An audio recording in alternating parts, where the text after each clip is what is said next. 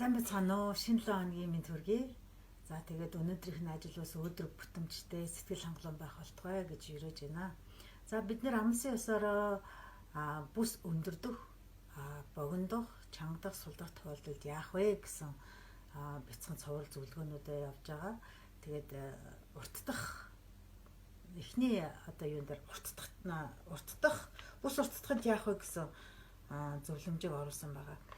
Бүс уртдах тохиолдол дээр би бас нэг зүйлийг бас сануулж хэлэхэд бүс уртдсан тохиолдол яг бүсийг урт бүсийг зүүцэн байхад зогсоо байрлалд бол ямар ч тийм нөлөө байхгүй, эвтэх юм шиг байх боловч суух юм уу хөдөлгөөнтэй байхад яг мэдрэмжүүд чинь дээшээгээ хатгах, доошоо хатгах, за тэгээд ингээд мэдээж хөдөлгөөн хориод нэг тийм нэг завиртай байдаг. Тэрийг бас санджаарай. За бүгдээрээ бүс богиндоход яадаг вэ гэхээр мэдээж ойлгомжтой эмэгтэйчүүд маань дээшээ татхад доошоогоо давсганд бондоож гараад доошоо дарахаар дээшээгээ чэйжний хэвлийн хэсгийн мах бондоож гарна.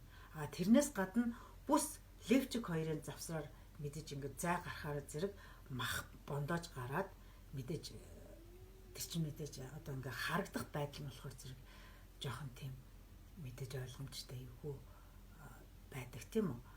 За тэгээд өөр намхан бүсэн дээр суухад бол нэг их тийм юу байхгүй, эвтэйхэн байдаг боловч босоод яваад ирэхээр явандаа хөдөлгөөний явцад давсагч нь ингээд ерөнхийдөө унжаад ингээд гараад ирдэг гэсэн тиймэрхүү нөлөө байдаг.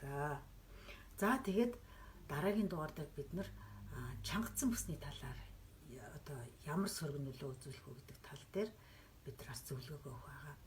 Тэгээд анхаарал тавьсан явдалд маш их баярлалаа. За амжилт хүсье.